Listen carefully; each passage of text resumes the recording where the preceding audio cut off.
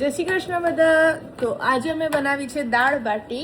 દાળ બાટી mix કરી રહ્યા છે. આપણે ન્યુઝીલેન્ડમાં પણ રહીને બરાબર આપણે ગુજરાતી લાઈફસ્ટાઈલ જીવવાની. અહીંયા ઢોસા બની રહ્યા છે. કંઈ આજે નથી બનાવ્યા, કાલનું ખીરું હતું તો આજે પછી કીધું કે વાપરી દઉં. અને મને ઢોસા બહુ ભાવવાનું, પાર્ટને દાળ બાટી છું ગોવા લેવા માટે, જે કે આપણા જામફળ કહેવાય છે એરિયા. ન્યુઝીલેન્ડમાં જામફળ મળતા નથી અને મને અને પાર્થને બહુ જ ભાવે છે જામફળ. ફેસબુક માર્કેટ ઉપર અહીંયા યુઝ્યુઅલી લોકો લોકલ્સ હોય છે, એમને કંઈ બી વેજીસ હોય કે કંઈ બી હાઉસહોલ્ડનું હોય તો લોકો મૂકી રહ્યા છે, લિસ્ટ કરે છે. તો પછી મેં જેવું દેખ્યું ગોવા આવ્યા છે તો ફટાફટ મેં એને મેસેજ કર્યો છે.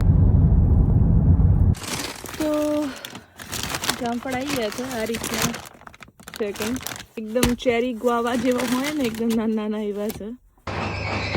હાથે કોફી બનાવીને રાખી છે અને એના માટે ચા બનાવી, અને શિવનું દૂધ પણ રેડી છે. બસ હવે અત્યારે બપોર થઈ છે સરસ મજાની. અને જામફળ પછી ટ્રાય કરીને કહીએ કેવા છે.